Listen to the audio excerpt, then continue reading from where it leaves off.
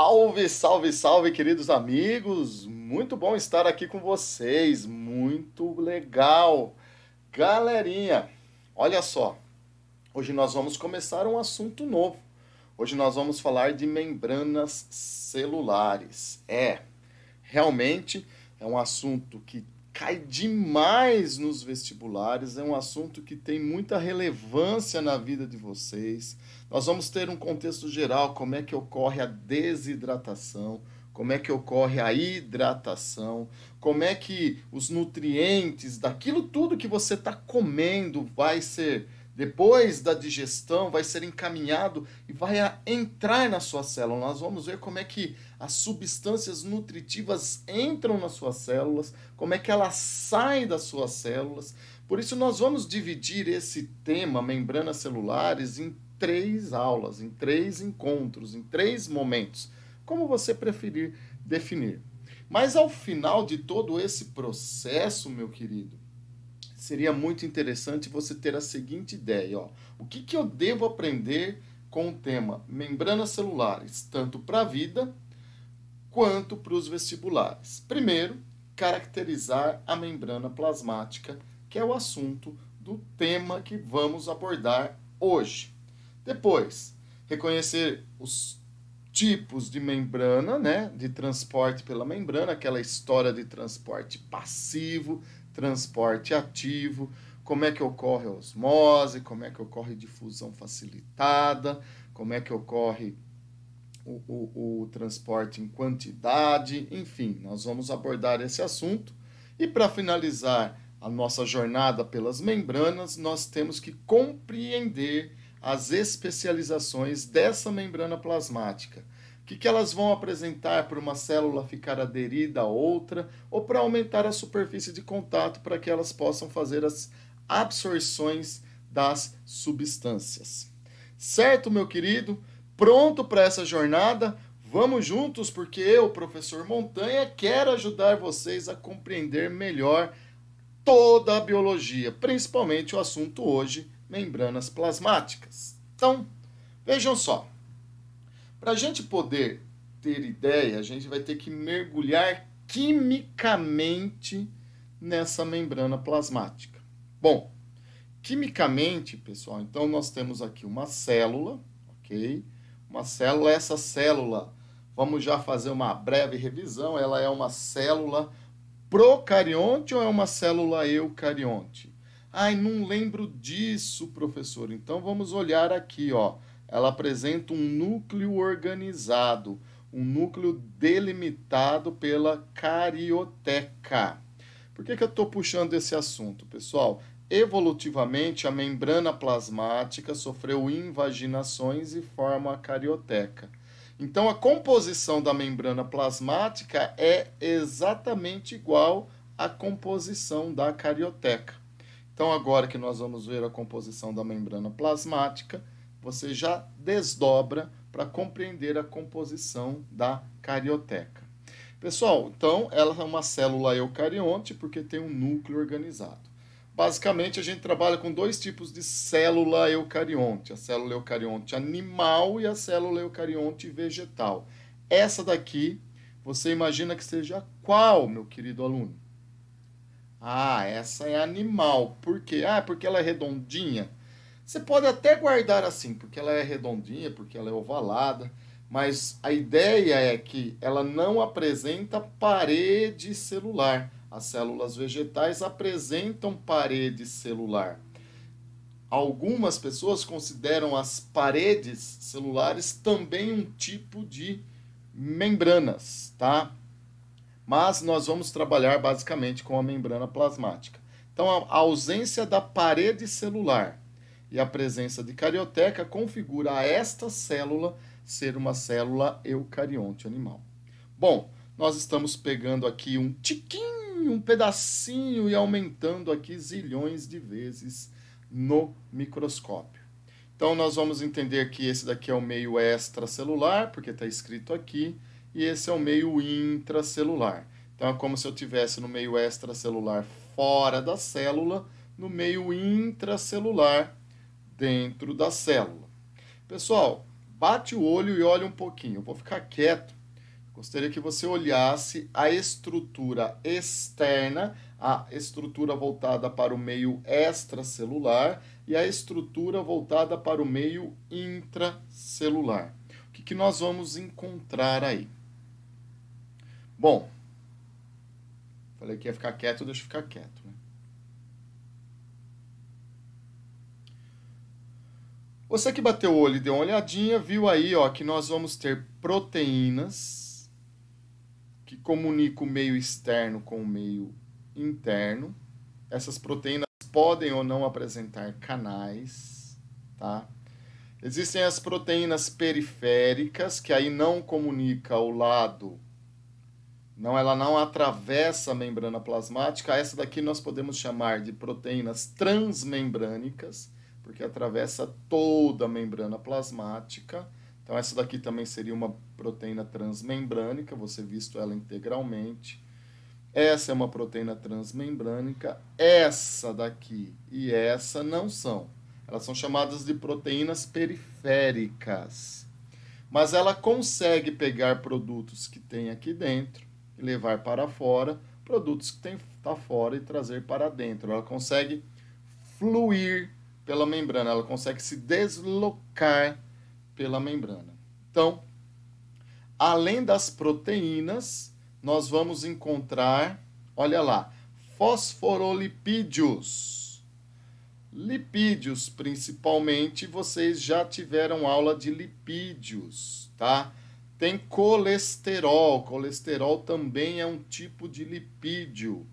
Então, para vocês que gostam de aprofundar os assuntos, pode correr ali na aula de lipídios, lá nas aulas de bioquímica do professor Montanha, né? Tem aula de lipídio. Na parte 1, nós falamos sobre esses componentes, tá? Mas, basicamente, o colesterol gera adesão estrutural, ou seja, cola a membrana plasmática, gera adesão para ela ficar íntegra. E o fosfolipídio é uma parte componente da membrana plasmática. Agora, pessoal, nós temos voltados aqui para fora essa estrutura, essas bolinhas verdes, que é basicamente constituída por carboidratos. Nós vamos ver aqui no cantinho cada uma dessas estruturas de maneira mais aprofundada. Então, é de extrema importância vocês reconhecerem os componentes da membrana plasmática. Então, começando, nós temos aí aquilo que eu disse para vocês, os fosfolipídios. Eu tenho, então, a cabeça, que é o fósforo, e a cauda, que é o lipídio. A cabeça, que é o fósforo, e a cauda, que é lipídio. Então, nós temos fosfolipídio voltado para o meio extracelular, fosfolipídio voltado para o meio intracelular. Então, quantas camadas de fosfolipídio temos aqui? 2. Por isso, a membrana plasmática ela é formada por uma bicamada fosfolipídica. Repetindo, por ter fosfolipídio voltado para o meio externo e fosfolipídio voltado para o meio interno, apresenta-se uma bicamada fosfolipídica, ok? Bom, aí aparece mais ainda o termo hidrofóbica e hidrofílica. Quem é hidrofílica? Hidrofílica é o fósforo. Hidrofóbica é o lipídio. Mas o que significa isso, professor? Então vamos entender a palavra. Hidro faz referência à água. Fóbica, fobia. Eu tenho fobia, eu sou claustrofóbico, eu tenho medo de lugar apertado. Eu tenho aversão de lugar apertado. Eu tenho fobia de barata. Eu tenho aversão a barata. Então, hidrofóbico é aversão à água. Fílica é o oposto, é afinidade a. Então, hidrofílica tem afinidade à água. Então, quer dizer que a membrana plasmática, a bicamada fosfolipídica da membrana plasmática, ela é, ao mesmo tempo, apresenta afinidade à água e apresenta aversão à água? Sim. Sim. Por isso, pessoal, por isso que isso daqui parece, sei lá, uma estrutura que sempre terá o fósforo voltado para fora, porque aqui fora tem água. Então a cabeça fica voltada para fora porque tem água. E quando a água entra em contato com o fósforo, o lipídio vai querer fugir da água. Por isso que o lipídio vai estar sempre para o meio interno. Dentro da célula, no meio intracelular, tem água. Então o fósforo é atraído pela água. E o lipídio fica internamente. Por isso que nós temos esse sanduíche. Parece com um sanduíche. É isso que eu queria dizer para vocês. Por isso que a bicamada se assemelha a um sanduíche, que eu sempre vai ter o pãozinho para fora, o pão é o fósforo, e vai ter o recheio para dentro. O recheio é o lipídio. Entenderam, então, o comportamento, a conformação, a forma dos lipídios, da bicamada fosfolipídica? Ótimo. Temos aqui agora as proteínas. E eu disse para vocês que essas proteínas são proteínas transmembrânicas. Por que elas são transmembrânicas? Porque elas atravessam toda a bicamada fosfolipídica, tá? E percebam aqui, ó, elas permitem, no caso desses canais, desses poros, isso daqui são canais, a passagem de substância, tá? Então, a passagem de substância por essa bicamada de proteínas transmembrânicas. O sódio consegue passar por essa camada, o cálcio consegue sair. O sódio consegue entrar, o íon hidrogênio consegue sair. Então, pela parte proteica, existe transporte de substâncias. Que tipo de substâncias? Nós vamos falar logo à frente, daqui a pouquinho, ok? Bom, então temos a bicamada fosfolipídica, temos as proteínas transmembrânicas e também proteínas periféricas, e temos o glicocálex. Lembra aquele carboidrato que eu falei para vocês? Pessoal, esse carboidrato é o glico de glicose. Glicose é um carboidrato. Cálex é o sobrenome dele, tá? Então, o que é esse glicocálex, querido? São substâncias ricas em carboidrato, presente na superfície externa. Então, o glicocálex sempre mostra a bicamada fosfolipídica apontando para o meio externo, tá? Presente na superfície das células.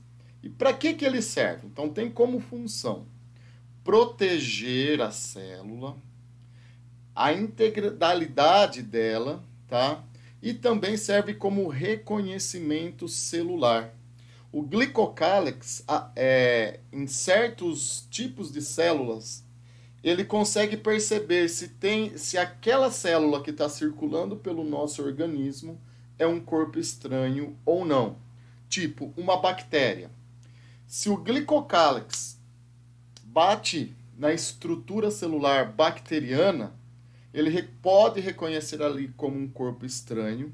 Aí essa célula que apresenta esse glicocálex, que reconheceu o corpo estranho, vai liberar substâncias químicas que vai chamar a atenção do nosso sistema imunológico para iniciar um processo de defesa. Certo? Ok? Tudo bem?